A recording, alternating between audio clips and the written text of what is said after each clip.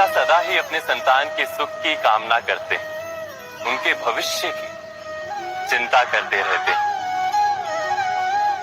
इसी कारणवश सदा ही अपने संतानों के भविष्य का मार्ग स्वयं निश्चित करने का प्रयत्न करते रहते हैं। जिस मार्ग पर पिता स्वयं चला है, जिस मार्ग के कंकर पत्थर को स्वयं देखा है, मार्ग की छाया, मार्ग की धूप को स्वयं जाना है, उसी मार्ग पर उसका पुत्र भी चले, यही इच्छा रहती है हर पिता की। निस्संदेह उत्तम भावना है ये,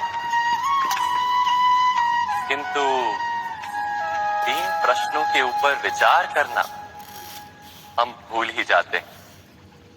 कौन से प्रश्न? प्रथम प्रश्न, क्या समय के साथ प्रत्येक मार्ग बदल नहीं जाते? क्या समय सदा ही नई चुनौतियों को लेकर नहीं आता? तो फिर बीते हुए समय के अनुभव नई पीढ़ी को किस प्रकार लाभ दे सकते हैं? दूसरा प्रश्न, क्या प्रत्येक संतान अपने माता पिता की छवि होता है? हाँ, संतानों को संस्कार तो अवश्य माता पिता देते हैं, किंतु भीतर की क्षमता तो ईश्वर देते हैं। तो जिस मार्ग पर पिता को सफलता मिली है, विश्वास है कि उसी मार्ग पर उसकी संतानों को भी सफलता और सुख प्राप्त होगा। तीसरा प्रश्न, क्या जीवन के संघर्ष और चुनौतियां लाभकारी नहीं होती? क्या प्रत्येक नया प्रश्न एक नए उत्तर का द्वार नहीं खोलता? तो फिर संतानों को नए नए प्रश्नों, संघर्षों और चुनौतियों से दूर रखना, ये उनके लिए लाभ करना कहलाएगा या हानि पहुंचाना? जिस प्रकार संतान के भविष्य का निर्माण करने के बदले उसके चरित्र का निर्माण करना श्रेष्ठ है, वैसे ही संतानों के जीवन का मार्ग निश्चित करने के बदले उन्हें नए संघर्षों के साथ जूझने के लिए मनोबल व ज्ञान देना अधिक लाभदायक नहीं होगा?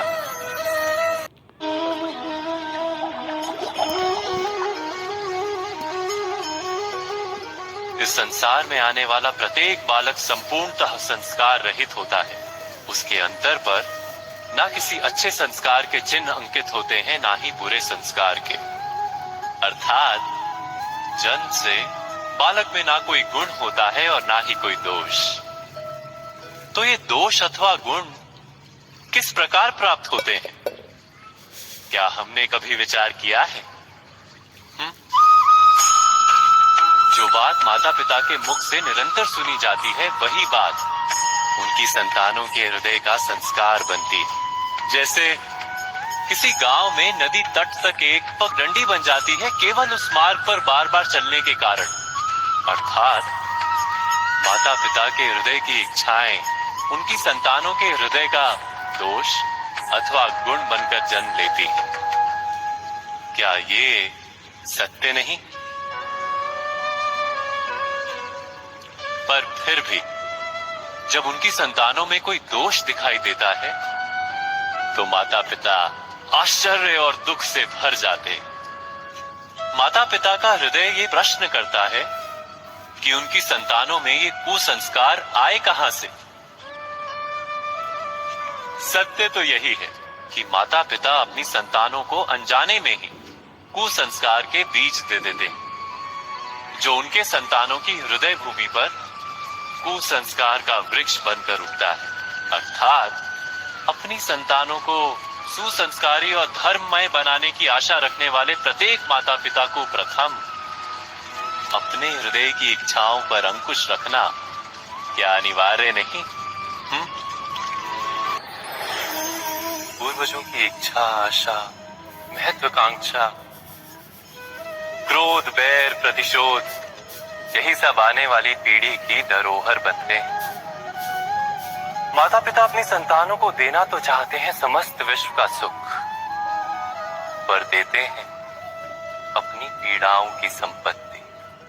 देना चाहते हैं अमृत, पर साथ ही साथ विष का घड़ा भी भर देते हैं। आप विचार कीजिए, आपने अपनी संतानों को क्या दिया आज तक? अवश्य प्रेम, ज्ञान, संपत्ति आदि दिए।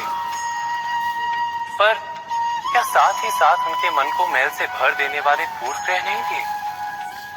अच्छे बुरे की पूर्व निर्धारित व्याख्याएं नहीं थी? व्यक्ति का व्यक्ति के साथ, समाजों का समाजों के साथ, राष्ट्र का राष्ट्र के साथ संघर्ष क्या इन्हीं पूर्व ग्रहों से निर्मित नहीं होते? हत्या, मृत्यु, रक्तपात क्या इन्हीं पूर्व ग्रहों से नहीं जन्मते? अर्थात माता पिता अपनी संतानों को जन्म के साथ मृत्यु का दान भी देते हैं।